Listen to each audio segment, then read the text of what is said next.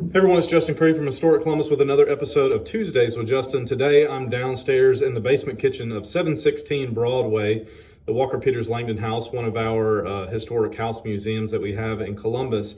And I wanted to feature today an item that is here in the kitchen. We've got a number of different antique kitchen tools and things like that on display.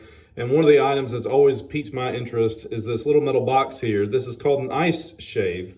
It's essentially a metal plane. It's got a sharp blade here at the bottom, and it opens up here across the top. And it was used to scrape across a block of ice to make shaved ice for either desserts or to cool off a drink, that type of thing, so that you didn't have to break up the entire big block of ice. A few months ago, you may remember me featuring the Columbus Iron Works, which is now our Columbus Convention and Trade Center, which was the first place in the world to manufacture commercial ice making machines. That was likely just out of necessity in terms of why that happened in Columbus in the 1870s. It's a hot place to be, and so people were trying to find a way to cool themselves off.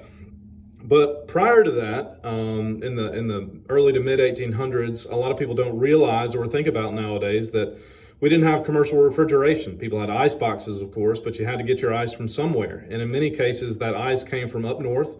It was harvested in the winter months when ponds and lakes were frozen. It was then loaded onto boats and in sometimes trains, and was shipped to the southern states to provide kind of refrigeration needs for cities that didn't necessarily have ponds freezing and lakes freezing and things like that. But tons and tons of ice were shipped both by boats and by rail all across the country.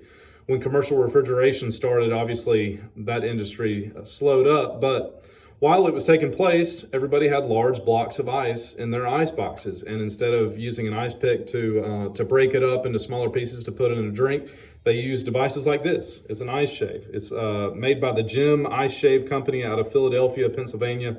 Most of them were manufactured in the mid to late 1800s. And with that, we'll see you next Tuesday.